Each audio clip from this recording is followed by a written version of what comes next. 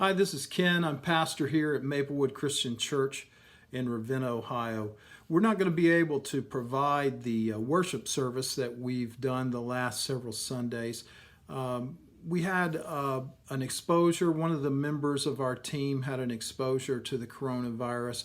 Doesn't look like there's anything to worry. The waiting period is almost up, but just out of an abundance of caution, we're not going to be gathering together today. That's probably a good lesson for us going forward. You know, even as the restrictions are kind of slowly peeled back on our assembly, it's going to be a fluid thing. We're going to have to adapt to circumstances, and things may change from one Sunday to another, and we're going to do our best to respond to those changes in a wise manner. Here's our desire, is to strike a good balance. We're not going to respond either on one hand with fear or on the other hand with kind of a incautious presumptuousness, where we just kind of barrel forward. We want to be the right mix of caution and yet a desire to get together as much as we can as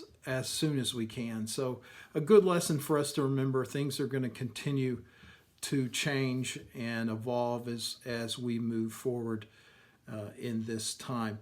On Mother's Day, I wanted to share this thought with you about an incredible mother. She appears in the early part of the Bible, and that would be Moses' mother. Usually her name is anglicized into Jochebed, and we'll just call her that for now. But she was an amazing woman. Moses was born in a time of trouble, and some of you listening to this have been in that place. You've been carrying a child, and yet there's been difficult circumstances around you. Maybe worry about your financial situation or health or something of that nature. Moses was born in a time in which his people were still enslaved by the Egyptian authorities, and there had been an order for the death or the execution of any male baby that was born. There was a fear among the Egyptian leadership that the Hebrews were growing too much, and they would soon pose a military or a security risk to the Egyptian authorities. And so this order came into place, and it was in that environment that Moses' mother became pregnant with him. And just, if you can imagine those many months of her pregnancy, as she stressed, what am I going to do? And what about this child? And what if he's a boy? What am I going to do? Well, when Moses was born, it seems his mom saw him and fell in love with him immediately, and knew that of all the things that she was going to do, what she wasn't going to do was turn him over to the authorities. And so she hatched a plan, and it started with just hiding him.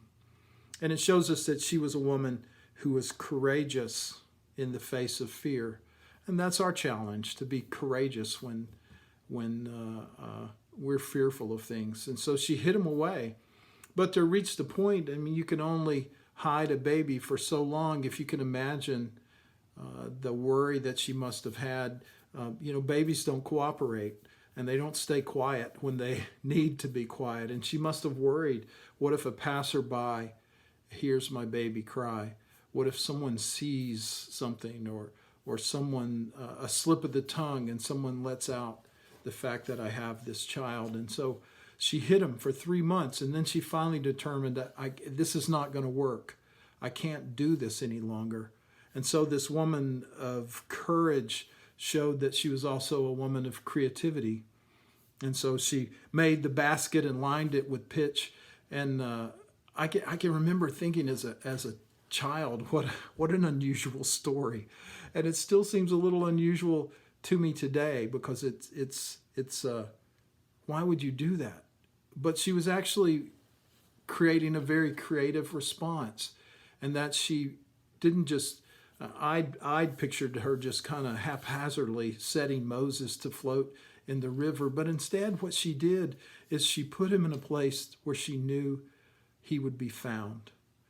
And she concocted a creative way to save his life. And Moses was found, and he was found by the daughter of Pharaoh. She was a woman of creativity. She was also a woman of great wisdom. She didn't just leave Moses unguarded or unprotected, but she set Miriam, his sister, to watch over him.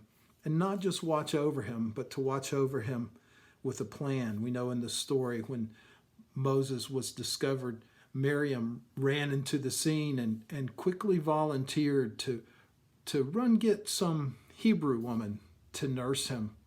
And in that way, Moses' mother wound up caring for him until he was of age to surrender back to Pharaoh's daughter as his adopted mother. She was creative. She found a new solution and an unusual solution to her problem. Miriam, his sister, acting as the go-between, but the mother really setting the way, showing herself as a woman of wisdom and fear, and a great example to all of us on this Mother's Day. God bless you. We hope to see you soon.